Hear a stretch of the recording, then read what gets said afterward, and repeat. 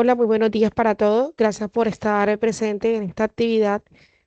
Más que todo, va a fortalecer sus conocimientos y sus competencias acerca de la negociación internacional y acerca de las nuevas habilidades y lo que el poder económico nos está arrojando, nos está impulsando.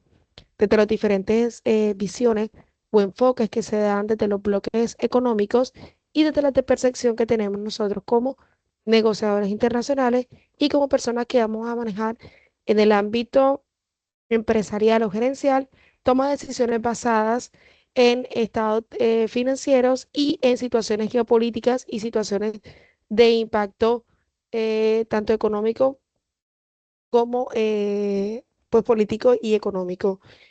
Bueno, quiero presentarles a el estimado profesor Mario, quien es una persona que tuve el gusto y el placer de trabajar con él. Él tiene una alta trayectoria y alto liderazgo en diferentes campos, en los cuales van a fortalecer sus condiciones y capacidades como tal. El profesor Mario, pues, es CEO de una multinacional colombo-panameña llamada Digital Dreams Co.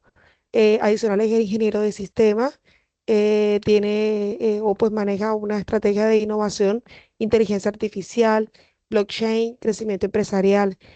Cuenta con más de 14 años de experiencia liderando procesos de transformación digital en América Latina.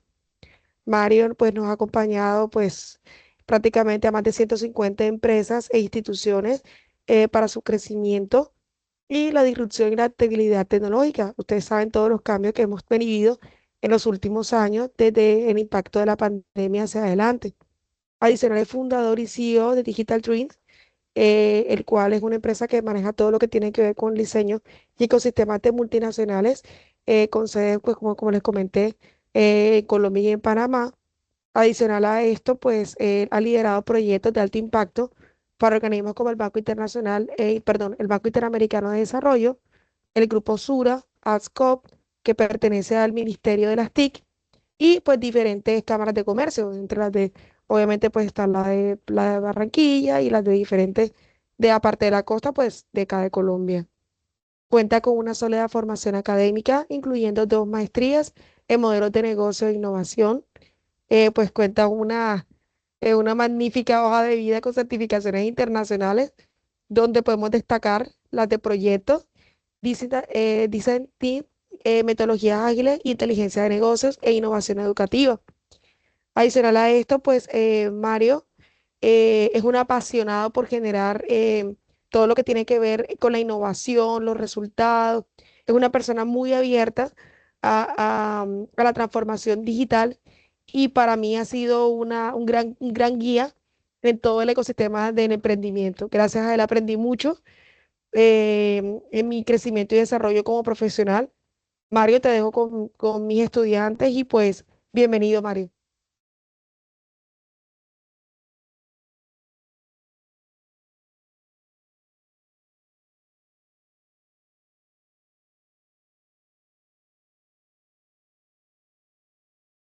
Mario, porfa, el micrófono. Ahora sí, ¿sí me escuchas? Hola, hola. ¿Sí, ahí me escuchas? Sí, Sí, perfecto. listo. Bueno, muy buenos días, chicos. A veces me da como cosita con las presentaciones, pero bueno, yo siempre soy una persona como muy abierta y siempre estoy disponible para todos. Como mencionáis, mi nombre es Mario Fernando Prada, soy el director ejecutivo de Digital Dreams Innovation Hub. Somos un hub de innovación y de soluciones digitales que nació en Panamá, en Ciudad de Panamá. Yo soy colombiano, nacido en Cartagena, estuve un tiempo viviendo en el extranjero y hace más o menos unos 15 años estoy en el país nuevamente y siempre estoy entre Panamá, Colombia y algunas otras ciudades de Colombia y de Latinoamérica. Sí fui parte del equipo de trabajo del antiguo ITSA, ahí conocí a Esi, muy gustoso de trabajar con ustedes y de desarrollar el ecosistema de emprendimiento de ITSA hace un tiempo. Hoy por hoy pues me dedico a crear ecosistemas un poco más macro, estamos hablando ya de ciudades y de algunas actividades del sector privado y público. Y bueno, antes de iniciar me gustaría extenderles la invitación a que esto sea un charladito. A mí no me gusta que esto sea como muy académico, porque yo pienso que el tema de los negocios y el emprendimiento y demás tienen una base sólida dentro de la academia, pero a veces suelen ser muy antiacadémicos. Entonces, si usted tiene alguna duda, alguna consulta, si consideran algo de interés que de pronto le vieron por ahí, o incluso si tienen un problema en corregirme, yo no tengo ningún problema en que me corrijan, levantan la mano y avanzamos, ¿vale? Entonces, yo hoy quería compartirles una pequeña charla sobre el tema de cómo es el negocio con gigantes. Esto lo abordo desde una perspectiva, digamos que un poquito más enfocada a la parte de estrategia. Como decía él, si yo soy consultor y estratega de negocios, o sea, mi fuerte es la parte de estrategia y de competitividad. Entonces, digamos que la charla la ha enfocado en cómo a nivel estratégico se juegan esos roles y esos pesos dentro del ecosistema del mundo a nivel global y cómo eso afecta a la economía de nuestro país y a nivel general en el mundo, cómo están ocurriendo esos sucesos. Vale, al final tengo la oportunidad de que puedan escanear un QR. En ese QR pueden encontrar toda la información sobre esta presentación si quieren descargarla o incluso pueden pertenecer a mi comunidad. Yo tengo una comunidad de más o menos unas 100 personas a las cuales cada semana les vamos entregando una serie de herramientas, de guías, de noticias que hablan sobre negocios, sobre emprendimiento, sobre marketing, innovación. Es totalmente gratuita, no tiene ningún costo. Eso lo hago ad honorem porque me gusta compartir conocimiento con los demás. Como decía Alci, el 50% de mi tiempo lo dedico a desarrollar negocios, a desarrollar inversión. En algunos campos me gusta mucho la parte de medicina, específicamente la parte de health tech, y ahorita estoy en la parte de turismo. Soy asesor en temas de innovación para diferentes alcaldías y gobernaciones e incluso aceleradoras de empresas en diferentes partes del país y a nivel internacional. Y bueno, funjo como consultor de negocios el otro 35% de mi tiempo. Yo siempre he creído que la sinergia hace parte o es la parte crucial del crecimiento universal, es el motor. Entonces, esa es mi filosofía de vida, por eso quise compartírselas a ustedes allí. Un poquito así como muy encima, porque la verdad ya él sí se lució con eso. Bueno, hace rato trabajé un tiempo con Microsoft, fundé mi compañía a esa misma edad, soy ingeniero de sistemas de la Autónoma, soy máster en innovación del Instituto Europeo de Posgrados en Madrid, he desarrollado proyectos para diferentes entidades y bueno, estoy certificado en diferentes habilidades, tanto de marketing como de estrategia de negocios y demás. Entonces, hoy no vinimos a hablar de mí, hoy vinimos a hablar de cómo eh, se aplica estas técnicas de negociación de hardware para lo que son la actualidad de los BRICS y cómo eh, ese poder influye en el desarrollo económico mundial. Hoy quiero empezar a analizar esas perspectivas a partir de un entendimiento claro de cómo ellos están intentando dominar eh, ese ecosistema o esa dinámica de negocios y cómo están tratando de desafiar el dominio occidental. Actualmente, pues todo el mundo sabe, Estados Unidos domina de gran manera digamos que la economía mundial. China está obviamente en ese proceso de crecimiento de una forma exponencial y por eso es que ustedes ven que Estados Unidos está tomando todas esas medidas con ellos y demás. Pero antes de iniciar con el tema de los BRICS y demás, yo quiero entrar a una parte muy importante y es tener claro cuáles son las técnicas de negociación. ¿Qué es lo que está pasando? Mami, cuál es el fondo, el trasfondo o qué herramientas o técnicas están utilizando ellos dentro de este ejercicio? Si están buscando acuerdos mutuamente, si están revisando algunas oportunidades. Entonces vamos a explorar cuáles son los orígenes de las técnicas de negociación de Harvard, los principios y la importancia, ¿verdad?, en el mundo actual. Entonces, para que se hagan una idea, existen 4 principios claves dentro del mundo de la estrategia de negocios, específicamente en la parte de cuando hablamos de la parte de negociación como tal. Primero que todo es entender cuál es el problema y separarlo de las personas. Una de las partes importantes en cualquier negociación es tener claro qué estás resolviendo para esa persona o ellos qué están resolviendo para ti, y tener claro que una persona es una persona y el negocio es el negocio. Son dos cosas distintas. Hay que saber manejar las emociones. Aquellos empresarios o futuros empresarios que suelen ser emocionales, regularmente las empresas quiebran debido a esas circunstancias, porque no saben manejar sus emociones, no saben construir relaciones sólidas, y obviamente siempre tienen o generan esas problemáticas a nivel personal que se convierten posteriormente en una problemática ya del negocio. Entonces, lo segundo es entender cuáles son esos intereses. Hay una frase que me encanta en el mundo de los negocios, y es: saber dónde juegas es tan o más claro o más importante que cómo ganas. Aquí suele ser distinto. Aquí cambia en saber cuáles son tus intereses, qué es lo que realmente te interesa, cuál es ese punto claro de lo que tú requieres o que la persona que te está ofertando requiere. Ya, y sobre todo, cuáles son esas motivaciones, si es por dinero, si es por algo en particular. En los negocios aplicados al mundo competitivo global, por así decirlo, ocurre algo. No todas las guerras son por dinero.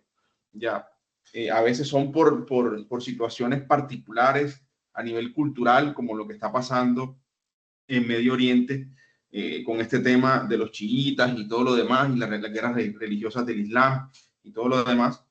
Fíjense que el contexto ahí ni siquiera es de plata, estamos hablando de un tema de intereses. Y el otro aspecto es el aspecto de tener cuáles son esos beneficios que yo voy a recibir. Regularmente los negocios se basan en beneficios. Entonces, ¿qué recibo yo? hay una, hay una frase que utilizan mucho en Panamá que se llama el CBI, ¿cómo voy yo ahí? Y creo que también en Colombia se utiliza mucho y es ¿qué hay para mí? Ya, o sea, en ese sentido, el beneficio particular no debe premiar sobre el beneficio general. Hay que tratar de buscar un beneficio mutuo y tratar de explorar esas soluciones creativas para que ambas partes salgan beneficiados. Y lo otro es tener criterios y objetivos claros, ya tener unos estándares justos e imparciales a la hora de evaluar esos beneficios, esos intereses y a esas personas. Entonces, partiendo de esas cuatro posiciones o esas cuatro principios claves, nosotros podemos determinar que nosotros podemos empezar a trabajar esas aplicaciones que hay dentro de el mundo de las técnicas de negociación de Harvard. Hay alguien que solía decir que, la información es poder. En una de las clases de la maestría nos hablaba mucho de que cuando tú te informas de quién es tu cliente, de qué hace, a nivel no solamente profesional, sino personal, estamos hablando de que tienes un entendimiento muy claro de cómo poder competir con esa persona y poder incluso ganar una posición estratégica. Me pasó en una rueda de negocios en Medellín que antes, como unas 2, 3 horas antes de sentarme con la empresa con la que me iba a sentar, que curiosamente no me quería sentar con ellos, yo agendé la cita, pero no me quería sentar con ellos. Me puse a investigar quién era el CEO de esa compañía. Terminó siendo, por cuestiones de privacidad, no puedo decir el nombre, terminó siendo un jamaiquino, eh, empresario muy reconocido americano que estuvo aquí en Colombia. Y empecé a ver su background, su historial educativo. Entonces empecé a ver que tenía una maestría muy similar a la mía. Empecé a ver que tenía unos proyectos de educación similares a los que yo estoy trabajando. Empecé a ver que tenía una proyección empresarial igual a la mía. Entonces empecé a generar afinidad con él. Cuando yo ya me siento que me toca la cita de negocios con esta persona y empiezo a hablar con él y todo lo demás, me doy cuenta que tenemos muchas cosas en común después de no haber querido atenderlo. Eh, Particularmente terminó siendo que ese mismo cliente fue uno de mis clientes que duré mucho tiempo trabajando con él y fui partner de muchos proyectos con él en conjunto. Entonces, tener claro esa investigación, ese análisis, esa información te da poder a la hora de negociar. Entonces, es importante que ustedes, antes de cualquier negociación, siéntense a averiguar qué le están ofreciendo o qué estás ofreciendo tú, qué no se puede, digamos que, qué es lo que te hace diferente a los demás, por qué deberían contratar contigo y no con los demás. O sea, es algo que realmente debes tener claro a la hora de sentarte al segundo paso, que es la discusión. En la discusión, tú colocas tus puntos, colocas los objetivos, trazas una línea, va a haber una comunicación efectiva siempre y cuando tengas una buena preparación. Es importante de que presentes luego de esa discusión o de ese levantamiento de requerimiento, de esa necesidad, esa propuesta, que tenga unas opciones claras, creativas y que sean beneficiosas para ambas partes. Obviamente, pues a veces pues la gran mayoría juega para uno, pero cuando el cliente lo ve atractivo, obviamente dispone de ello. Y lo segundo es la negociación.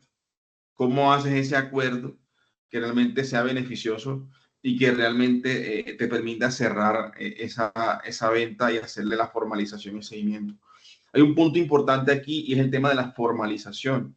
Regularmente, y si se dan cuenta, no solamente en el ámbito de negocios, sino en el ámbito global, la gran mayoría de problemáticas o soluciones o conflictos se van a través de una formalización, un acuerdo, un pacto, un compromiso, un contrato. Siempre debe haber por medio de eso.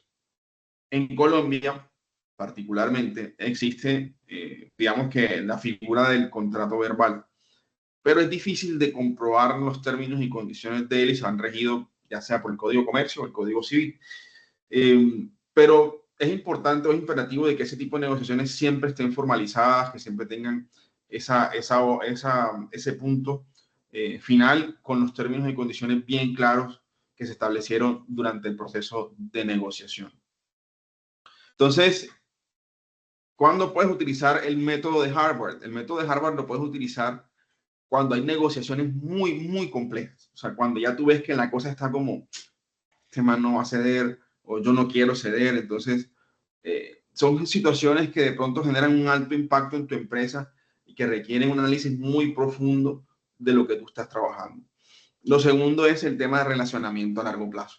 Es importante de que tú tengas claro de que una vez ejecutado este proceso, la idea es que tú puedas seguir facturando en el tiempo y teniendo una relación estrecha con la persona, con la empresa con la cual tú estás trabajando.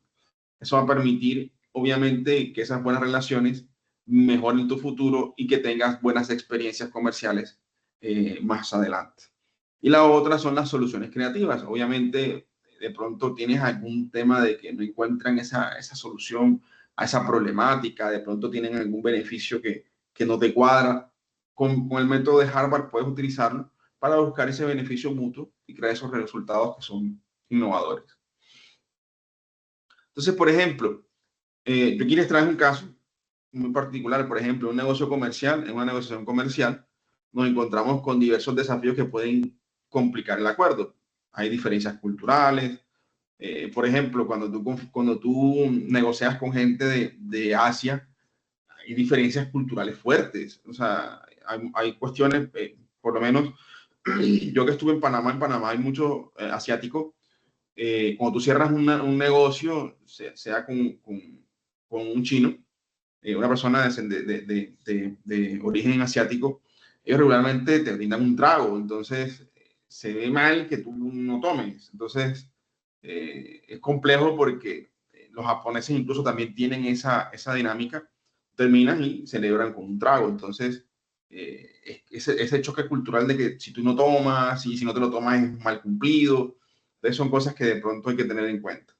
El tema de las barreras lingüísticas, como hablábamos, que de pronto la comunicación no sea tan fluida porque la persona, no sé, habla árabe, habla polaco, habla portugués, habla inglés, o incluso los marcos legales de distintos lugares que requieren obviamente una asesoría especializada.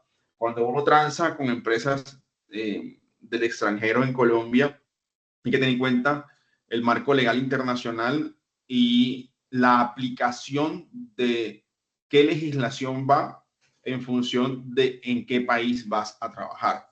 Si, por ejemplo, yo voy a ejecutar todo el marco del proyecto desde Colombia y voy a entregar resultados en Panamá, yo aplico el marco legal colombiano vigente bajo la normativa de normas internacionales Colombia tiene varios acuerdos con Panamá, entonces digamos que en ese sentido me amparan muchas de esas leyes que se encuentran allí. Sin embargo, si voy a ejecutar directamente en Panamá y pasa algo, el cliente tiene la potestad, obviamente, y eso debe estar escrito en el contrato, de ejecutar cualquier acción legal desde la legislación panameña. Y desde ahí, obviamente, yo debo acatar la normativa panameña porque yo estoy en suelo extranjero, ejecutando directamente allá y entregando el resultado allá. Entonces, allí es donde debemos tener en cuenta de que tener claro cuál va a ser nuestro proceso y cómo vamos a negociar esa parte. Entonces, ¿cómo aplicamos el método de Harvard allí? Primero, vamos a hacer una investigación cultural exhaustiva para comprender cuáles son esas normas y los valores de la contraparte. Saber, obviamente, qué es lo que va a pasar posterior a una negociación, antes de o incluso dentro de la misma negociación, qué le gusta a nuestros clientes, qué no le gusta a nuestros clientes, perdón, qué les podemos presentar, qué no debemos podemos presentar, establecer esas relaciones de confianza para fomentar la colaboración con estos clientes, identificar esos intereses comunes que tenemos con ellos para encontrar unas soluciones que sean de mutuo beneficio. Obviamente, hablando mucho, conversando mucho, entendiendo cuáles son sus retos, sus necesidades, uno puede encontrar esas soluciones. Y lo otro es tener a expertos legales para asegurarse el cumplimiento normativo de cada una de las actividades que vas a desarrollar dentro de la negociación. En mi caso, yo cuento con 3 abogados, uno en Panamá, uno en Colombia y una experta en derecho digital, porque ya yo, pues yo vendo software y vendo servicios de tecnología y vendo consultoría también, pero esta abogada que es especialista en derechos digitales, se llama Sara Ibáñez, por si le quieren buscar, una cuña para Sara, es una abogada especialista en temas de delitos informáticos y de protección de datos. Y es abogada internacional, ella está en Miami, perdón, está en Tallahassee, y ella obviamente blinda mi información, blinda mis contratos, está pendiente de que lo que yo estoy expresando sea de forma correcta, o sea, digamos que ella es la salvaguarda en el marco internacional cuando yo voy a hacer una contratación en un marco internacional. Entonces, a nivel general, ¿cuáles son esos conflictos comunitarios? Por ejemplo, a nivel general en el método Harvard podemos utilizarlo, por ejemplo, en tener un diálogo abierto, en conocer un poco qué es lo que realmente las personas requieren o necesitan, conocer cuáles son esos intereses comunes, tener algunos mediadores que sean imparciales. ¿Qué ocurre con este tema de los mediadores? A veces buscamos personas que sean locales o que sean, pues, buscamos personas que son locales, pues sean totalmente imparciales. Pero sobre todo busquemos soluciones creativas a esos problemas. Es importante que las soluciones sean prácticas a problemas complejos para que obviamente ambas partes salgan totalmente beneficiadas. Cuando ya hablamos de la aplicación del método Harvard en política internacional, ya estamos hablando del uso de diplomacia basada en los intereses, que es lo que a mí me interesa, cómo puedo hacer que el otro país tenga unas soluciones que le permitan ganar y que también me permitan ganar a mí y tener unos criterios y objetivos muy claros de lo que yo voy a solicitar y lo que me están solicitando. Para ello, es importante también que nosotros conozcamos cuáles son esos retos que hay alrededor de la consecución de esos requerimientos, porque aquí no estamos hablando solamente de intereses convencionales, sino que también estamos hablando de intereses en el marco del poder económico mundial. Basado en eso, podemos entender que hay 3 puntos claves a la hora de estudiar lo que son el poder económico mundial. Lo primero son las relaciones económicas globales. Bien dice un dicho que si tú caminas solo llegas más rápido, pero que si caminas en conjunto llegas más lejos. Las relaciones económicas globales funcionan igual. Tener unas relaciones económicas que realmente te generen valor son fundamentales para poder empezar no solamente a generar crecimiento como país, sino a tener claro cuáles son ese poder económico que tú mueves alrededor. En estos días me daba cuenta de algo llena de la influencia que genera uno como persona ante los demás. Particularmente, me he dado cuenta que hay personas que me rodean que absorben muchas de las facetas o actividades que ellos desarrollan en el día. Y dentro de esa dinámica, yo pensaba, pues lo que pasa en el mundo, ahora que tengo en cuenta la oportunidad de editarles esto. Ayer que hablaba con alguien, le decía, mira, si tú eres un poquito de las 5 personas en las que te rodean, en un país funciona igual. Pues yo no tengo ninguna particularidad con este gobierno actualmente, y tampoco voy a hablar de eso porque esto no es tema es un tema religioso, pero siento que de todos modos, dentro de lo que tú te rodeas, eres. Hay un tema complejo ahí y es que, obviamente, teniendo muy buenas relaciones, obtienes más poder económico porque influyes en lo que hay alrededor de la economía general. Pero de todos modos, es importante que tengas claro quiénes son realmente esas relaciones que te dan valor, quiénes son esas relaciones que te influyen o te aportan y cuáles son las que no. Por eso es que hay gobiernos que se montan, cortan relaciones con unos países y en otros con otros sí, y se fortalecen más, etcétera. A nivel de motivaciones económicas, las motivaciones económicas suelen ser el pilar que hay detrás de las decisiones económicas de un país o incluso en cómo se afecta el poder global. Por ejemplo, ahora mismo Estados Unidos tiene la mira en Ucrania, pero ¿qué está pasando con eso? Claro, él sabe que Ucrania es dueño de las tierras raras. Las tierras raras son parte importantísima del desarrollo de microchips y de algunas otras actividades que Estados Unidos necesita para fortalecer su economía nueva basada en tecnologías 4.0, porque ya ellos están explorando el tema del blockchain, fortaleciendo el tema de inteligencia artificial, y sobre todo el modelo de inversión para startups para que se vayan a ir a vivir el extranjero allá en Estados Unidos e inviertan en el país. Hay muchas cosas que están pasando alrededor de eso.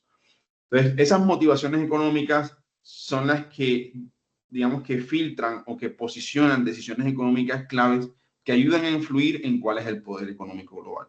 Entonces, por ejemplo, en el caso de China, China está llegando a los puertos más pobres de África y les está diciendo, hey, no hay puerto, ¿cierto? Si yo te construyo uno, pero eso sí, me das este pedazo de tierra y 20 kilómetros para adentro, para mí, y este pedazo es mío por 100 años.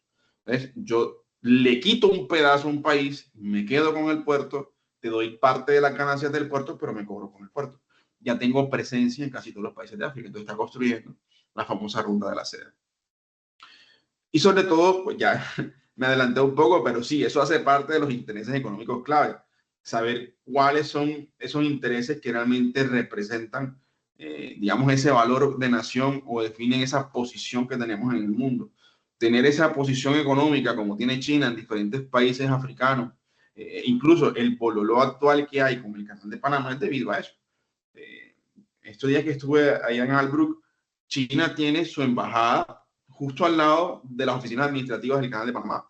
Entonces, claro, ellos están, Estados Unidos está diciendo, ven acá, estos manes que hacen aquí, porque si yo te estoy cubriendo, porque Panamá no tiene milicia, no tiene ejército, hay un tratado que cubre a Panamá a través de Estados Unidos, o sea, en caso de que pase algo, pues Estados Unidos sale a defender a Panamá, lo mismo que pasó con Japón. Japón no tenía ejército hasta hace 2 o 3 años que están empezando a desarrollar, digamos que, material militar.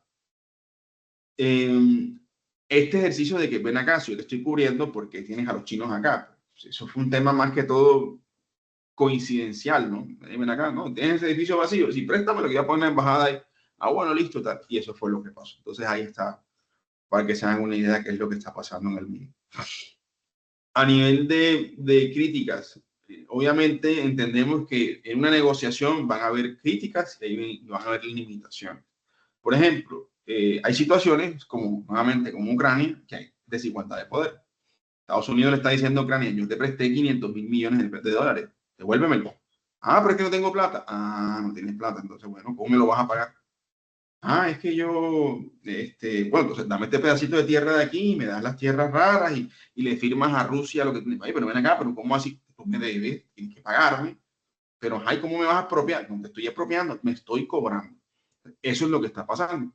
hay desigualdad de poder, hay desigualdad en que tú no tengas la fuerza de poder negociar, de que tú no puedas tener esa facilidad de enfrentarte y decir, mira, es que yo tengo esto. Lo otro es el tema de tiempo y de recursos.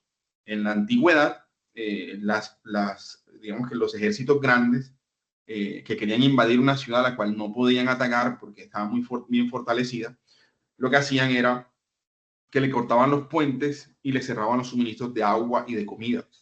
Entonces, al tener eso, obviamente se les acaba el tiempo, no tienen recursos y eso ayudaba a que la gente saliera, el mismo pueblo se incendiara porque no hay comida, no hay agua, no hay no sé qué. Entonces empiezan a exigirle al gobierno, en este caso al rey de turno, el rey no tiene cómo suplirle a la gente y obviamente le abren la puerta al otro a decirle, bueno, yo te dejo entrar aquí, matas al rey y obviamente pues me das comida y agua porque me estoy muriendo, mis hijos se están muriendo, todo el ganado se me está muriendo y demás. Entonces, fíjense que eso lleva al tercer punto importante, es la manipulación. Obviamente, el empezar a generar o a gestionar esos recortes que ayuden a manipular la situación y que te den una posición alta de poder. Y sobre todo, algunas otras herramientas complementarias, como en el caso de tecnología, el caso de salud, por lo menos fíjense que Rusia no quiso aceptar las vacunas que tenía Estados Unidos y creó su propia vacuna, al igual que China. Y hay muchas otras cosas que están pasando en el marco de la desigualdad y el desarrollo de críticas y limitaciones. Entonces, volviendo allí, antes de arrancar con el tema del ascenso de los BRICS, quiero mostrarles un video.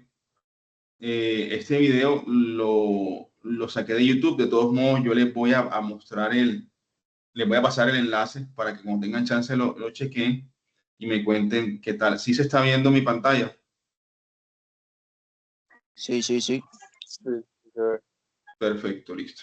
Desde hace unos años se está hablando mucho de un grupo de países capaces de plantarle cara al todopoderoso G7 y que, armados con unas importantes expectativas de crecimiento y una gran fuerza demográfica, amenazan con cambiar el orden mundial tal y como lo conocemos.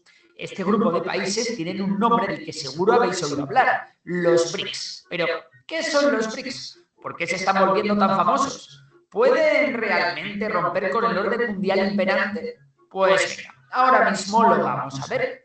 Los BRICS es un acrónimo que hace referencia a un grupo de 5 países: Brasil, Rusia, India, China y Sudáfrica, cuya principal característica común es que son economías emergentes y que tienen una influencia significativa a nivel regional. Sin embargo, recientemente la organización ha aprobado la invitación a la entrada de nuevos miembros. Y estos nuevos miembros son Argentina, Etiopía, Irán, Egipto, Arabia Saudí y Emiratos Árabes Unidos, los cuales aún tienen que aceptar la invitación. Pero no nos adelantemos, que ya hablaremos después de los nuevos miembros. Desde 2009, los líderes de los BRICS han estado celebrando cumbres anuales. Estas reuniones tratan sobre diversas cuestiones que van desde la cooperación económica hasta temas de seguridad. El gran paso que dieron los BRICS sucedió en 2014, cuando estos fundaron el nuevo Banco de Desarrollo, el NBD, también conocido como Banco BRICS. El propósito de esta institución es financiar proyectos de infraestructura y desarrollo sostenible en los países BRICS y en otras economías emergentes, con fondos que no tengan que ver ni con Estados Unidos ni con los países europeos. Así que tras este movimiento en Occidente saltaron todas las alarmas. ¿Están los BRICS tratando de desafiar la hegemonía del todopoderoso G7?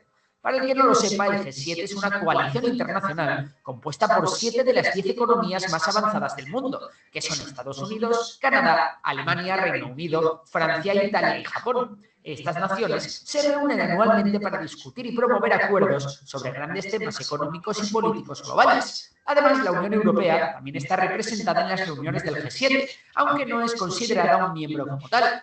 Pero respondiendo a la pregunta de si los BRICS pueden ser un problema para la hegemonía del G7, pues hay que decir que sí y no. Comencemos por lo malo. El problema para los BRICS es que el G7 es un grupo geopolítico muy unido. Todos sus miembros, menos Japón, forman parte de la OTAN y el país nipón es uno de los mayores aliados militares de Estados Unidos. Además, todos los países son democracias liberales, tienen lazos históricos importantísimos y, salvo en el caso de Japón, todos los países del G7 tienen una cultura muy similar. Además, hay multitud de acuerdos y tratados entrelazados entre los miembros del G7. En cambio, en los BRICS la cosa cambia. Sudáfrica y Brasil no tienen lazos históricos con ninguno de los miembros, y las culturas de todos ellos se parecen como un huevo a una castaña. Pero lo más preocupante es la relación entre China e India, ya que ambos países luchan por opacar la influencia del otro en Asia. De hecho, ambos países tienen un importante conflicto fronterizo en las regiones de Aksai Chin y Arunachal Pradesh. Y no es raro ver vídeos de soldados indios y chinos dándose de palos literalmente por esos lares. Además, los sistemas políticos de sus miembros difieren bastante. Mientras que en China hay una dictadura socialista, Brasil, India y Sudáfrica son repúblicas democráticas. Y Rusia se parece más a una autocracia que a cualquier otra cosa. Pero, ¿y qué hay de los nuevos miembros? Pues aquí también hay lío.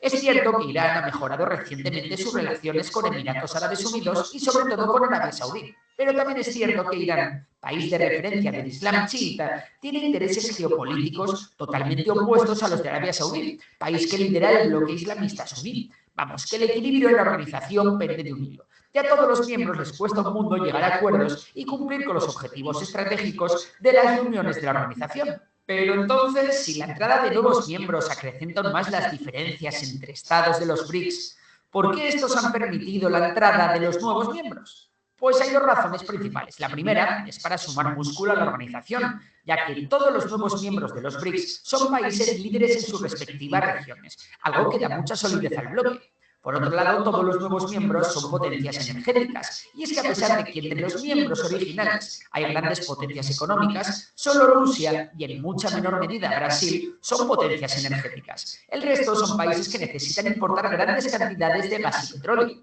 Y si miramos a los nuevos miembros, casi todos ellos son potencias exportadoras de energía, especialmente de gas y petróleo. Por tanto, lo que están buscando los BRICS es asegurarse sus suministros energéticos en caso de conflicto con Occidente. Otro problema de los BRICS es que las economías de sus miembros han evolucionado de forma muy diferente. Mientras que China ha experimentado un crecimiento económico espectacular y se ha convertido en la segunda economía más grande del mundo, otros miembros como Brasil y Rusia han enfrentado periodos de estancamiento o recesión. Y estas disparidades pueden dar como resultado diferentes prioridades y enfoques económicos. También la falta de cohesión entre sus miembros puede provocar grietas en la organización cuando vengan mal dadas. Por ejemplo, ¿se arriesgará un país como Brasil a sufrir sanciones internacionales si ayuda en exceso a Rusia? ¿Cómo se posicionará la India si China trata de invadir Taiwán? ¿Ayudarán todos los países a Sudáfrica si hubiera un hipotético golpe de Estado en el país? ¿Si Arabia Saudí e Irán entran en la organización? ¿Qué ocurrirá cuando estalle un nuevo conflicto entre chiitas y suníes en Oriente Medio? En fin, que no está claro el cómo reaccionará la organización cuando ocurran distintos cisnes negros. Sin embargo, no todos son malas noticias para los BRICS. Hasta la entrada de los nuevos miembros en la organización, los 5 países contaban con el 43% de la población mundial y más del 25% del PIB mundial. De hecho, solo China o la India tienen cada uno aproximadamente el doble de población que todo el G7. Pero es que si se confirma la entrada de los nuevos miembros, los BRICS pasarán de amasar el 25% del PIB mundial al 30%, una cifra nada desdeñable. Pero la situación es mucho mejor para los BRICS si a la hora de medir el PIB tenemos en cuenta los precios de cada país. En ese caso, el bloque de los BRICS originales ya ha adelantado al G7 en PIB en paridad de poder adquisitivo. Una cifra que tiene mucho mérito si tenemos en cuenta que en 1995 la distancia entre ambos bloques era de 28 puntos porcentuales. Esta potencia demográfica y esta incipiente potencia económica son el escaparate perfecto para reclutar más miembros para la organización. De hecho, más de 40 países habían expresado interés en unirse a los BRICS y 23 han solicitado formalmente la adhesión. Antes hemos hablado de todo lo que separa a los BRICS de ser una organización económica cohesionada y de por qué es muy complicado que en el futuro los BRICS puedan plantearse algún tipo de objetivo político. Sin embargo, estos países tienen un interés común por encima de todo: intentar ser independientes de Occidente. Y para eso los BRICS tienen un plan. Ser independiente de Occidente es muy difícil si tienes que utilizar su sistema de interconexión bancaria, el famoso SWIFT, para realizar cualquier transferencia de dinero. Y también es complicado independizarse de Occidente si todas las transacciones internacionales, incluso entre miembros de los BRICS, se hacen en la moneda del líder de Occidente, es decir, se hacen en dólares. Pero, ¿y si los BRICS pudiesen desarrollar su propio sistema de interconexión bancaria y su propia moneda para comerciar entre ellos o con terceros países? Pues este es el plan secreto de los BRICS para acabar con la hegemonía de Occidente: atacar al dólar. Durante la 14ª cumbre de los BRICS, celebrada a mediados de 2022, el presidente ruso Vladimir Putin dijo que los países BRICS planean emitir una nueva moneda de reserva global. El proyecto podría aprovechar la tecnología blockchain y los contratos inteligentes. La moneda podría revolucionar el sistema financiero global. De realizarse, todavía no está claro cómo se podría hacer. Una opción posible es que la moneda se pueda utilizar solo para transacciones internacionales y el valor de esta se ligue a una combinación del valor de las divisas locales de los países miembros. Otra opción es que la moneda esté respaldada por una gigantesca reserva de petróleo. El problema es que el petróleo es una materia prima cuyo precio es muy volátil y cuyo valor va a tender a disminuir con el tiempo a medida que la energía renovable vaya gradualmente jubilando al oro negro. Vamos, que lo del petróleo es el respaldo contrario a lo que una divisa necesita.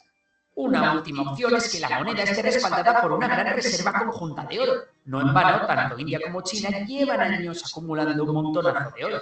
Entre los 5 miembros de la organización que dan nombre a los BRICS, acumulan más del 15% de las reservas de oro mundial. De hecho, Rusia, India y China se encuentran en el top 10 de países con más reservas de oro. Y alguno es posible que aquí se esté preguntando, ¿por qué los BRICS necesitarían respaldar su nueva moneda con oro o con petróleo si el dólar no se respalda en nada? Pues porque lo que mantiene el dólar a flote es la confianza de todo el mundo en el sistema y en la fortaleza de las instituciones estadounidenses. Y ahora te pregunto, ¿dormirías tranquilo si tus ahorros o los de tu empresa dependiesen de las instituciones de países como India, China, Brasil, Rusia o Sudáfrica? No sé tú, pero yo no mucho. No obstante, la decisión de los BRICS de usar su propia divisa para comerciar entre sí y con terceros países podría tener varias implicaciones, tanto para Estados Unidos como para el dólar. ¿Cuáles? Veamos. 1. La reducción de la demanda del dólar. Si los países BRICS deciden comerciar en sus propias divisas o en una moneda conjunta, reduciría la demanda del dólar, lo que provocaría la depreciación de este con respecto al resto de divisas. Eso significaría que la Reserva Federal de Estados Unidos tendría que cortarse más a la hora de imprimir dinero nuevo y tendría que subir los tipos de interés. 2. Una economía con los tipos de interés altos significa una economía con menos crecimiento económico, ya que a las familias les costaría más pedir dinero prestado para consumir y a las empresas para invertir en su desarrollo y crecimiento. Y 3. Si los países perciben que el uso del dólar está disminuyendo como moneda de reserva, podrían reducir sus propias reservas de dólares y utilizar otras divisas. Y esto podría reducir aún más la demanda del dólar, provocando que Estados Unidos suba más los tipos de interés y entrar en un círculo vicioso muy peligroso.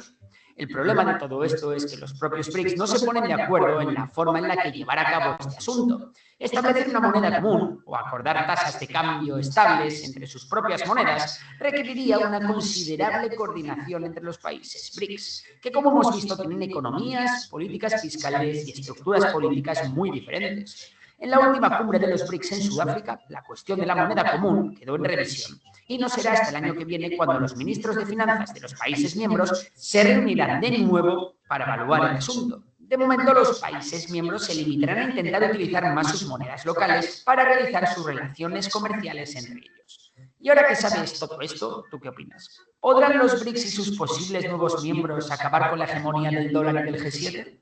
Bueno, si crees que los BRICS tienen recorrido al alza, quizás te pueda resultar interesante invertir en estos países. Y la mejor forma de hacerlo es con un ETF que replique los principales índices de los BRICS. Aunque a día de hoy es más fácil encontrar ETFs que repliquen conjuntamente los mercados chino, indio y brasileño, dejando fuera a Rusia por el tema de las sanciones y a Sudáfrica por ser un mercado muy pequeño. Un ejemplo puede ser el ETF iShares MSCI BIC, pero ten en cuenta que casi cualquier ETF que invierta en los BRICS dará un peso mayor a China que al resto de países. Si no sabes lo que es un ETF, te dejo un vídeo en el canal explicándolo. Y si quieres invertir en acciones y ETFs de todo el mundo, ya sabes.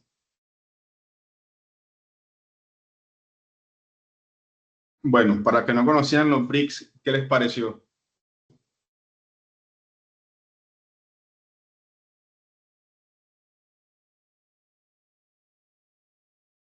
¿Me escuchan, chicos? Sí, Mario. Listo. Para los que no conocían los BRICS, o más bien, ya tenían conocimiento de los BRICS, pero no sabían qué estaba pasando alrededor de ellos, ¿qué les pareció?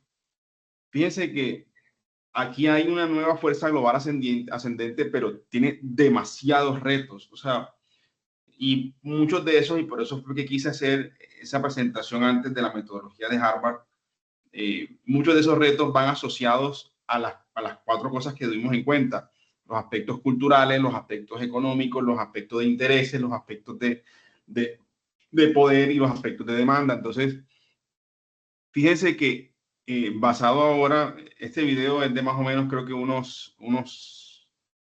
que creo que 6 meses más o menos.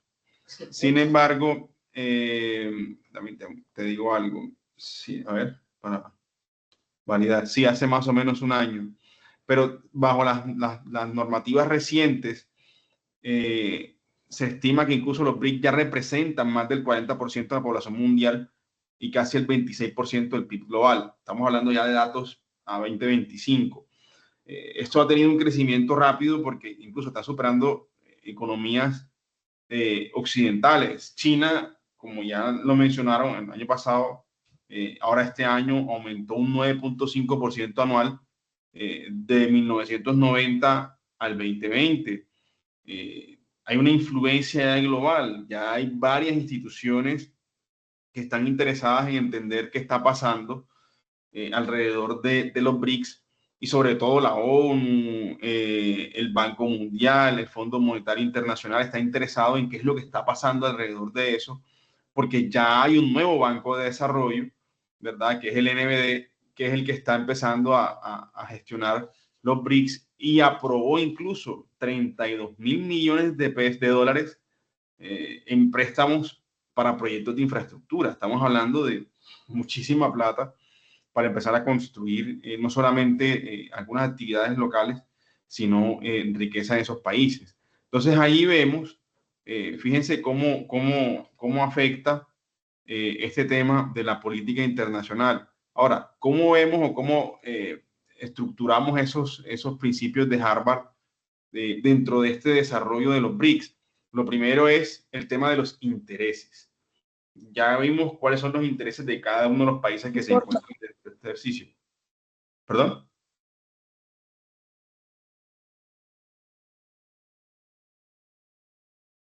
¿Se escucha, no? Sí, Mario, sí. Hay una pregunta por acá. Harold. Qué pena, no estaba viendo el chat. Harold tiene la mano levantada. Harold Medina. Chicos, ¿alguna duda antes de pasar al siguiente tema?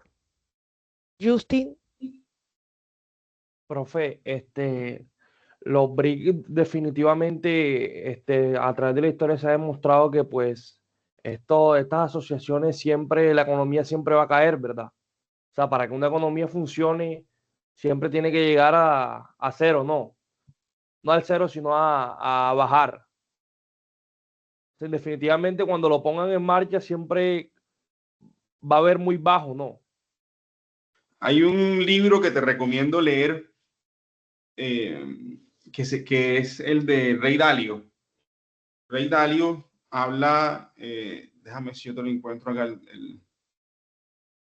habla sobre el tema de las economías mundiales y cómo ellas han pasado, digamos que se llama Cambiando el Mundo, Cambiando el Orden Mundial. Este libro lo puedes conseguir en Amazon, cuesta $17. Incluso creo que en Buscalibre. Ray Dalio, yo no me lo he leído, te soy sincero, pero estuve leyendo algunos fragmentos y estuve viendo, porque para el que es flojo o que no tiene tiempo como yo, Buscalibre en Colombia lo vende más económico, lo vende, bueno, no económico, lo vende en 123.000 pesos. En Europa, en Amazon está en $17, poco menos de 80.000 pesos. Está más económico comprarlo en Amazon. De hecho, mira, creo que hay descuento, mira, $17. Ray Dalio habla lo siguiente. Ray Dalio dice de que sí, que hay una economía que sube, escala, vuelve y baja, vuelve y sube. ¿Qué está pasando? Se preveía que el año del cambio era el 2024, donde el dólar iba a bajar y pues técnicamente la economía del dólar iba a morir porque iba a nacer una nueva economía, un nuevo orden mundial. Pero con este cambio de que entró Trump al poder, y que está haciendo recortes y que está haciendo nuevas actividades en pro de salvaguardar la integridad del dólar, que es lo que más le interesa a él. De pronto, para que ustedes lo tengan en claro, a Trump el tema de los extranjeros, perdón, o de los foráneos, no es un tema de que porque él tenga xenofobia, es que todo latino que llega al país manda dólares para afuera. Entonces, si tú tienes en un país tu moneda que es estable y la estás mandando para otro país, te están saqueando la casa. Ya. Entonces, aquí el ejercicio de ellos, más allá de que estén o no estén en el país y que obviamente sí hayan desorden y que haya esa problemática de orden en cuanto al tema de criminalidad y demás, es que no me saquen la moneda de la casa. O sea, es que mi moneda se quede en mi casa, que lo que facture sea de mi casa y que lo que se consuma sea de mi casa. Para que la moneda circule dentro de mi casa, yo no tengo que imprimir más billetes para que mi economía no muera. Entonces, ese ejercicio de que de pronto la economía llegue a cero y despegue otra nueva economía, va a estar muy complejo, pues no complejo, tiene un territorio o tiene una particularidad inhóspita porque todavía no sabemos cuál va a ser ese plan rescate que tiene Trump para que el dólar no muera, sobre todo ahora con este tema de los BRICS. Entonces, te recomiendo ese libro, se llama así, Principios del Orden Mundial. Si lo quieren buscar en español, el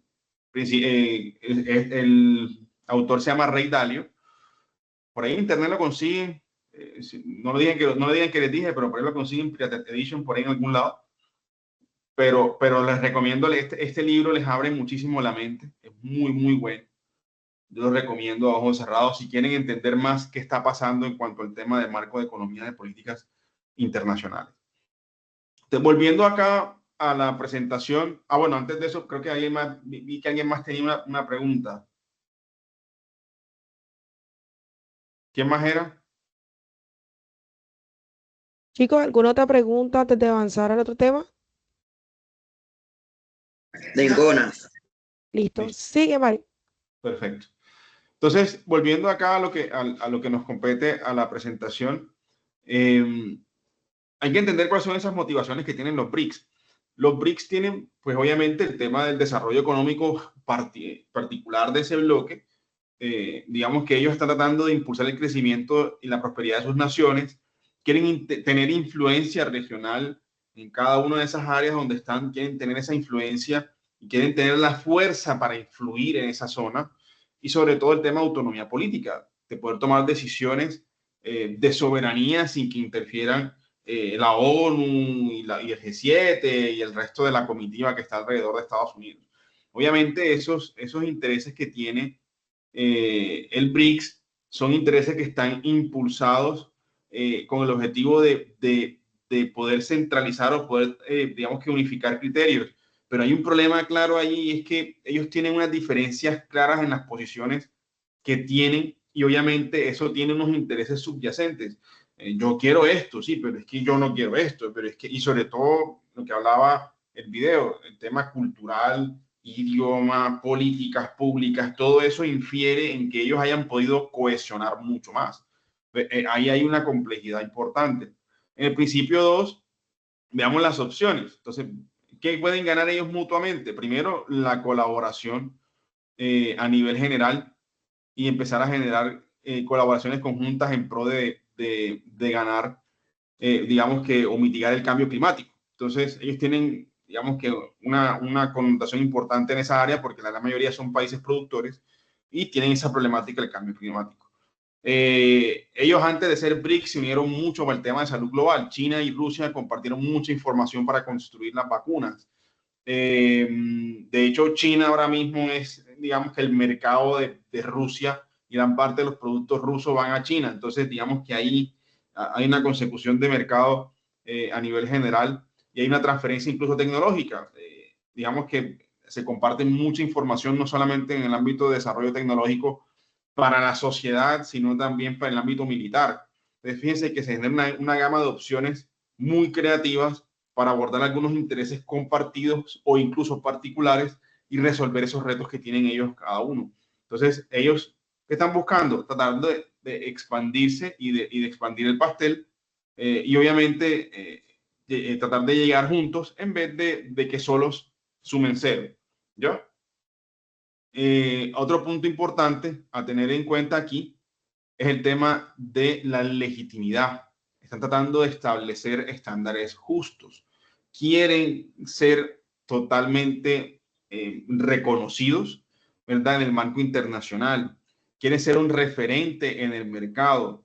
Están buscando que los expertos empiecen a hablar de ellos, a conocer sus opiniones, a entender esa dinámica de negociación, cómo se va a dar. Y están utilizando esos criterios objetivos y esas normas equitativas para empezar a evaluar esas propuestas y empezar a alcanzar acuerdos. Fíjense que aquí el ejercicio es tener claro cómo funcionaría toda esta dinámica dentro del marco del derecho internacional y cuáles son los puntos de referencia que va a haber dentro del ecosistema y dentro de ese nuevo mercado BRIC. ¿Ya? En cuanto al tema de relacionamiento, aquí hay dos puntos importantes. La confianza y el rapport. El rapport se refiere a una palabra, ni siquiera es en inglés, es rapport, es una palabra en francés que significa conexión en un marco de confianza y de respeto. Esa es la palabra rapport. La conexión que hay y esa confianza que se da a raíz de esa conexión y ese respeto. Entonces, fíjense que aplicando los principios de Harvard, específicamente el principio número 4 de relacionamiento, podemos ver que ellos están tratando de entender que hay unas diferencias culturales y de opiniones y tratando de ver cómo pueden esos, digamos que ser transversal para los objetivos comunes que tienen y generar a su vez una confianza que sea una base fundamental para una relación duradera del mundo BRIC. Fíjense que entre ellos no están cohesionados del todo, pero están tratando de hacer lo posible para poder empezar a invitar a más personas dentro del ejercicio BRIC. Y por último, el tema de la sensibilidad cultural, porque obviamente hay que comprender y apreciar costumbres locales. Cada uno tiene su forma de ser, su forma de trabajar, su forma de hacer sus cosas, y es imperativo de que ellos empiecen a cultivar esas relaciones sólidas y que les generen unas relaciones no solamente económicas, sino sociales a largo plazo. El principio número 5, que es el tema de las alternativas. Obviamente conocer cuáles son esas alternativas que tienen. El método, o bueno, la palabra BACNA es, digamos que el acrónimo o el short term, la palabra más corta de lo que son las best alternative to a negotiate agreement. O sea, las mejores alternativas para generar un acuerdo de negocios. ¿Ya? The best alternative to a negotiate agreement. Dentro de ese BATNA hay 3 puntos claves a tener en cuenta. Hay que tener claro cuáles son las alternativas que tengo dentro y fuera del mundo BRIC. ¿Qué pasa si estoy dentro de BRIC? ¿Con quién negocio y quién me sirve? Y si no puedo conseguir lo que necesito en el mundo BRIC, ¿a quién me voy o a quién acudo y quién me puede servir a lo que yo necesito? Entonces, ese tema de evaluar esas negociaciones, ese fortalecimiento que yo debo tener de mi BATNA para poder empezar a aumentar el poder de negociación. Listo, si no fue con Juancho, fue con Pedro, pero si Pedro, entonces yo voy a generar una fuerte alianza con Pedro para que mi negocio fluya de una forma muy interesante y poder generar una economía más rica. Y obviamente entender cuáles son esas alternativas en las sedes nacionales de cada uno de los BRICS. Obviamente, por ejemplo, ahora mismo todos están comerciando con China, pero ajá, y si los negocios con China se estancan, ¿cuáles son los mercados o cadenas de suministros alternativos? Como está pasando, por ejemplo, pues lamentablemente en Colombia. Hay un problema ahora porque Estados Unidos quiere renegociar el TLC. Entonces salió nuestro presidente y dice, bueno, entonces vámonos para China a preguntarle a China a ver si quiere hacer un TLC con nosotros. Y entonces Estados Unidos está diciendo, pero ven acá, ¿cómo así que tú te vas para China? No, sí, vamos a negociar con el resto del mundo. Esas son las BATNA, las alternativas para negociar, para generar un buen acuerdo, ya, para que lo tengan en contexto. Y fíjense cómo afecta el tema de los BRICS, incluso hasta en Colombia, el tema de las negociaciones, de marco de negociación. Entonces, para concluir, porque sé quiero que me pasé un poquito en tiempo, aquí hay 3 puntos importantes que creo que deben siempre tener en cuenta. Lo primero es, en el mundo de la negociación, y ya en el marco de negociación internacional, siempre debe prevalecer la construcción de unos intereses mutuos. Aquí el tema de la particularidad debe asociarse a tener un entendimiento claro de qué es lo que quiere una persona y cómo podemos nosotros ser beneficiados mutuamente. Y lo otro es cómo creamos valor, cómo realmente yo te aporto a ti de tal forma que tú me puedas aportar a mí y que podamos crecer en conjunto y generar esa sinergia. Y lo tercero es el tema de relacionamiento o relaciones sólidas. ¿Cómo construyo ese relacionamiento alrededor de aquellas personas con las que estoy comerciando o negociando y cómo eso me va a afectar en un corto o mediano plazo? Pienso que el futuro del poder económico global depende obviamente de tres cosas importantes. De un diálogo eficaz, porque pienso que la base de una buena relación es la comunicación a nivel personal, profesional, negocios, finanzas, lo que tú quieras, siempre va a ser una buena comunicación. Obviamente el tema de la sinergia, entender con quién vas a colaborar, cómo vas a colaborar, y sobre todo en el marco de que Occidente necesita empezar a hacer nuevas sinergias para poder afrontar este reto que tienen ahora los BRICS. Y obviamente empezar a centrarse en los intereses mutuos y empezar a crear valor para que muchos países que están alrededor del G7 puedan construir o compartir juntos un futuro.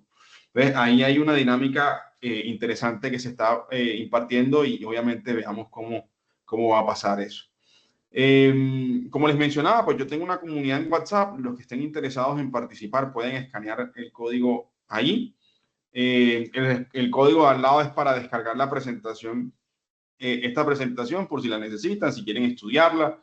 Yo en ese sentido no soy, digamos que, egoísta. Como digo, a mí me gusta compartir conocimientos. Si quieren descargar la presentación, aprovechen ahora el QR y descarguen la presentación.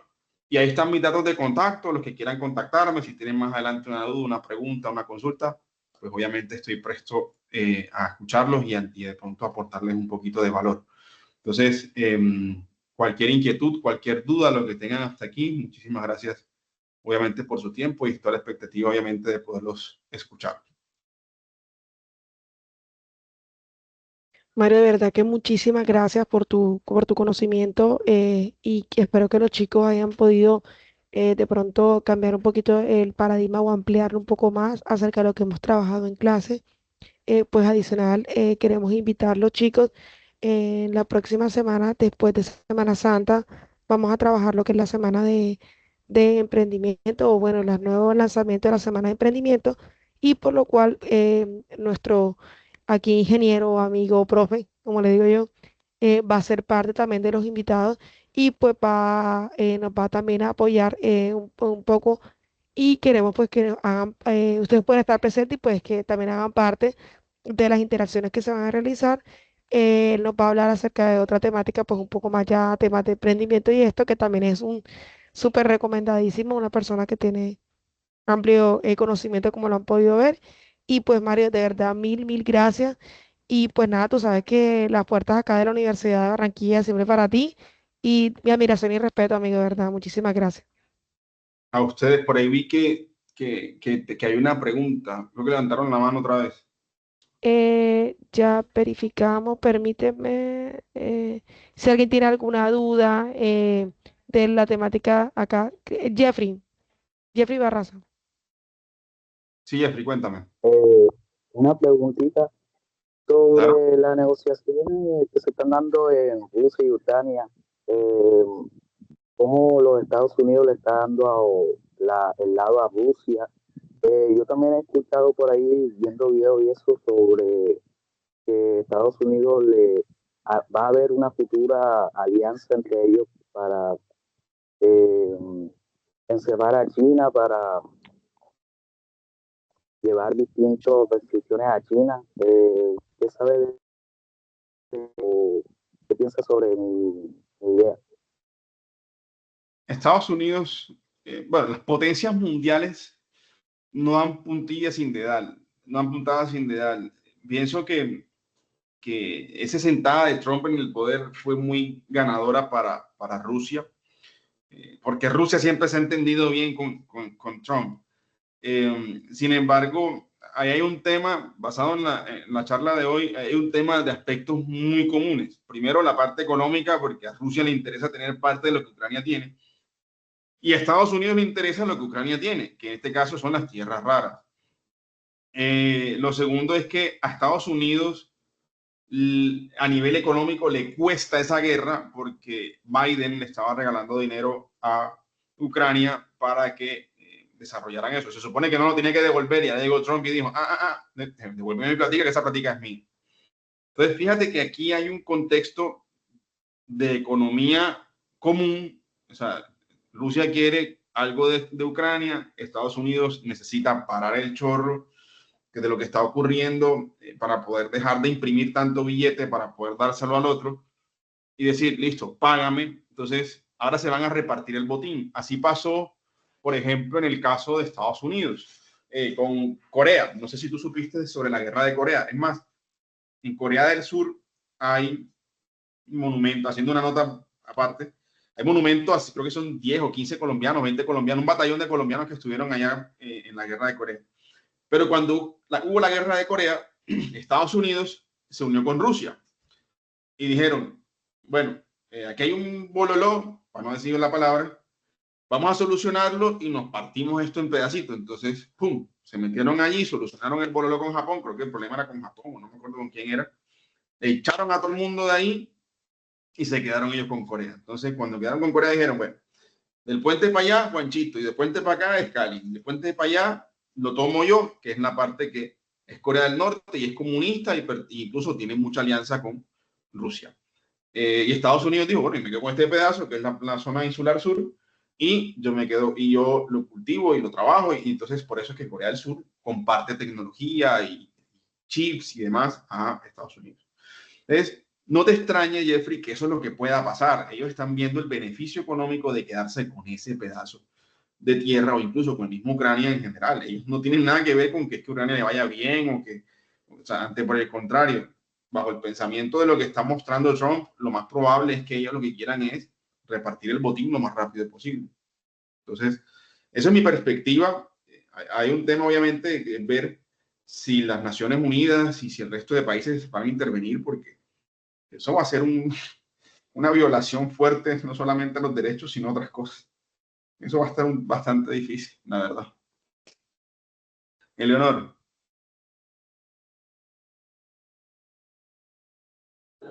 Bueno, yo tenía una pregunta con respecto a algo que me llamó la atención, fuera de todo lo que ya hemos visto de su parte, profesor.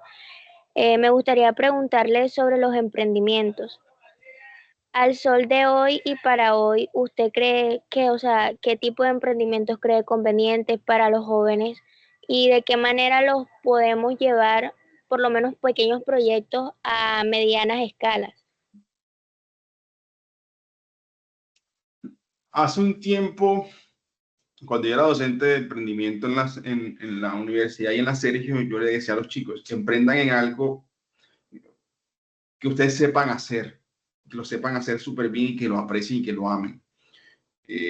Estos espacios regularmente me gustan. Yo nunca he dejado, digamos, de lado dar charlas y eso. De hecho, ahorita tengo que ir a Panamá a dictar una charla en estos días. Me gusta mucho repartir conocimiento, pero parte de ese ejercicio es, digamos, que yo hago esto porque me apasiona, porque me gusta. Rara vez yo cobro por una charla, a menos que una empresa me invite y pues me pague los gastos y todo lo demás. Pero emprende en algo que te guste, que tengas la pasión de hacerlo y que lo hagas muy bien, porque una cosa es hacerlo por dinero y otra cosa es hacerlo por pasión. Cuando tú lo haces por pasión, el dinero viene, porque lo estás haciendo tan bien que la gente ve lo que el valor que tú le impregnas, y obviamente, digamos que en ese sentido vas a tener la oportunidad de recibir recursos por tus conocimientos. Lo otro es, eso es un punto importante. Lo otro es, si tú vives en una isla donde la gente no tiene pie, pues no te vayas a poner a hacer una empresa de zapatos, porque no tiene sentido. Ahora mismo el mundo digital es un mundo en auge o en crecimiento, y que tiene tres factores importantes. Primero que todo, que puedes comercializar en cualquier parte del mundo, porque ya a raíz de la pandemia tú puedes vincularte a cualquier parte y comercializar en cualquier parte, estando en cualquier parte del mundo. es rentable porque obviamente inviertes tu conocimiento y tu computadora o tu celular, en el caso que tengas, y trabajas sobre eso. Y lo tercero es que sea escalable en el tiempo. Entonces, sí, es escalable. Digamos que el negocio digital en cualquier circunstancia es escalable. Busca algo que solucione una problemática o una necesidad de alguien, y que realmente le puedas dar el mayor valor posible. Yo hace un tiempo dicté una charla en la Autónoma, ya te doy la palabra, Mafe.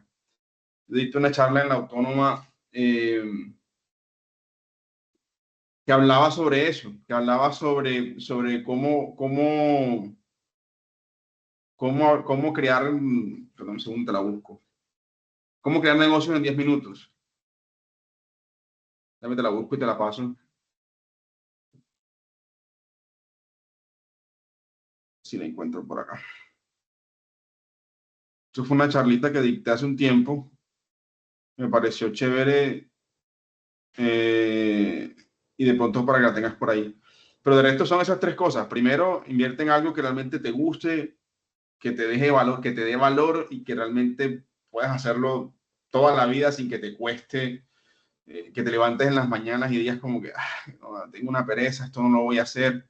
No. Y lo segundo es, busca algo que realmente pueda generar valor a alguien y que esté dispuesto a pagar por ello. ¿Ya? Porque la gente a veces pues no quiere pagar por lo que uno, ahí está la charla que se la acabo de compartir en el chat, para que de pronto la vean más adelante. Por ahí María Fernanda Niño. Profesor, como estábamos hablando ahorita, una de las cosas más importantes a la hora de negociar o a la hora de tener una alianza son las relaciones.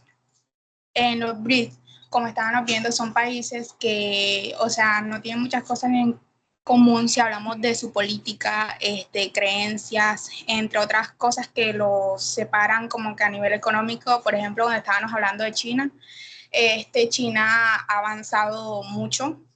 Entonces, ya que, o sea, pueden buscar un beneficio mutuo entre todos, pero a la hora de la relación y de la confianza, ese tipo de cosas no pueden hacer que se quiebre la relación que tienen entre esos países o hasta que se fracture la unión que han hecho.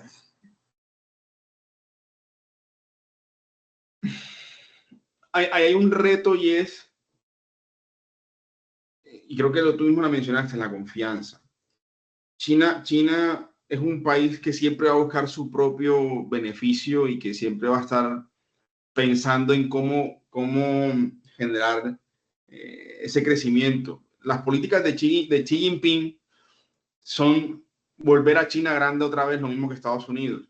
Él habla, y búscate en DW, que es un noticiero que a mí me encanta porque me parece muy imparcial, Deutsche Welle.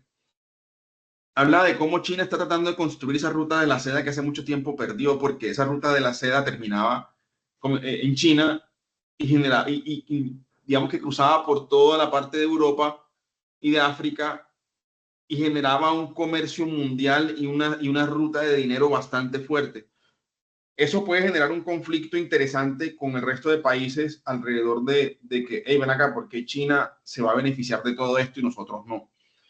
Ciertamente ahí hay un tema de confianza fuerte que China está tratando de cumplir. ¿Y cómo lo está haciendo? Invirtiendo en esos países, no solamente que están por fuera del BRIC, sino dentro del BRIC, y generándole beneficios económicos a ellos para que lo vean como un aliado pasivo para ellos y que no sea de pronto invasivo, pero que a la vez les genere valor y comercialicen y transen, ¿no? Entonces, sí, hay un problema fuerte o grave y siempre va a ser, para mi percepción, un punto de quiebre dentro del BRICS y es eso. Ahora, por ejemplo, en Arabia Saudita tiene mucho dinero por el petróleo, muchísimo, pero ¿cómo lo usa? ¿Con quién comercializa? ¿Cómo transa? Ahí hay un tema que se tiene en cuenta y que va a ser complejo para ellos. Es un reto fuerte a nivel sociocultural, porque pienso que el tema es sociocultural. pero esperemos a ver cómo lo van a, digamos que ellos tendrán los expertos que tratan de resolver ese tema y bueno, vamos a ver cómo lo resuelven.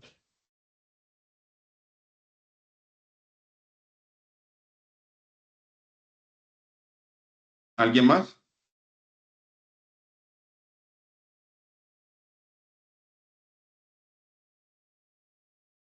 Chicos, ¿alguno tiene alguna inquietud? Bueno, bueno, María Fernanda ya hizo la consulta ahorita. Bueno, estimado ingeniero, profe y amigo, muchísimas gracias de verdad por todo tu apoyo.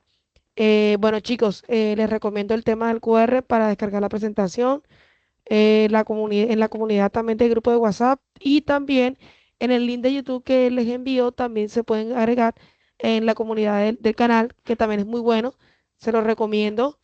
Y bueno, seguimos adelante. Muchísimas gracias, Mario, de verdad. Bueno, a ustedes por su tiempo, chicos. Un consejo a todos esos emprendedores que arrancan. El emprendimiento no es una carrera de velocidad ni de fuerza, sino de resistencia. Yo soy emprendedor desde los 16 años, tengo 36, llevo 20. Nunca fue fácil, nunca ha sido fácil. Aún con que ya mi empresa tiene 16 años en el mercado colombiano y 18 en el mercado panameño, no es fácil. Hay días en que yo me levanto y no me quiero levantar de la cama, y la frustración te embarga y el día a día te agobia, como hay días en que tú estás tranquilo y vives feliz y no pasa nada. Ser emprendedor es una decisión. Yo pienso que ser emprendedor es como cuando tú te enamoras de alguien. El otro día que conversaba con otra persona, con unos grandes amigos, les decía, el amor es una decisión. ¿Ah? ¿Por qué? Porque tú decides amar a esa persona todos los días. El emprendimiento es igual. El emprendimiento es, yo decido amar lo que estoy haciendo todos los días. Yo tengo fe de que esto va a salir adelante. Pero un punto importante aquí dentro del ejercicio es no solamente la fe, sino la constancia y la dedicación que le pongas a esto todos los días. No te enamores del proceso. Ese es otro punto importante. No te enamores del proceso. El proceso es eso, el proceso. Y vas a salir del proceso y tienes que tener en claro que tienes que salir del proceso. Conozco grandes, ya no son mis amigos porque realmente esa gente las aparto. Son personas que en algún momento compartieron conmigo. ¿Y tú cómo vas? No, ahí bien, no, esta vaina está jodida y toda esta vaina, no, que esta vaina no sirve, no, que... No, y en el proceso, no hay ahí en el proceso dándole. Listo, el proceso te puede demorar un tiempo, pero ay, ¿qué estás haciendo para salir del proceso? ¿Cómo vas a cambiar ese proceso por crecimiento? ¿Cómo vas a empezar a avanzar? Y lo otro es, consíganse un mentor. O sea, hey, gente que ya ha hecho las cosas, gente que ha fracasado, pero que ha crecido, porque no se queden con el que fracasó y les digo, no, ya eso lo intenté y eso no sirve y eso no funciona. No, búsquense un buen mentor, un empresario, un emprendedor, de pronto un empresario, un profesor de emprendimiento, un tutor, alguien que ya tenga empresa, que conozca, que incluso esté en su zona, en su área de trabajo, si está en el sector salud, un buen médico, si está en el sector turismo, un especialista en turismo, alguien que les dé luces. Y lo tercero es networking, conecten con gente, no se queden en la casa, no se queden en su día a día, vayan a eventos, vayan a charlas, vayan a workshops, vayan a talleres, filtren la información que reciben, no todo el que se monta en una tarifa sabe lo que está hablando. Entonces, traten de ver quién es la persona, lo que hablábamos al principio de la charla, vayan a LinkedIn, averigüen quién es, qué hace, qué se dedica, cómo lo hace, cuándo trabaja, qué no trabaja, que todo eso les va a permitir a ustedes filtrar lo que sí les sirve y sacar lo que no les sirve y tener conocimiento de primera mano de personas expertas y obviamente tener una disciplina, una constancia y una dedicación son la clave para que esto funcione. Entonces, más o menos esos son como los consejos que les doy. Por último, cierro, Mafe, tenías una pregunta.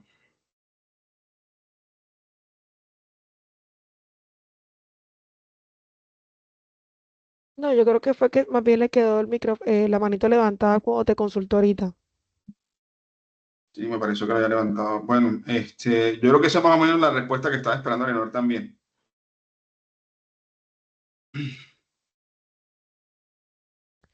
Bueno, chicos, de todos modos, muchas gracias por su compromiso y entrega. Esto más que todo, como les dije, era una clase conjunta con mis dos grupos de técnicas de negociación. Espero realmente que esta participación y la invitación del ingeniero Mario de verdad sea reconfortante para ustedes. Bueno, lo que tenemos pendiente es algo conmigo, ya saben, me escriben y nos vemos a la 1 por Teams, los que tienen algo pendiente conmigo. Los que no, bueno, ya nos vemos el próximo miércoles en sus respectivos horarios en la sede de Soledad. Bendecido día para todos. Muchísimas gracias, ingeniero Mario. Bendiciones para todos. Que tengan buena tarde. Nos vemos. Chao, chao. Chao. Gracias. Nos vemos, señor. Chao, señor.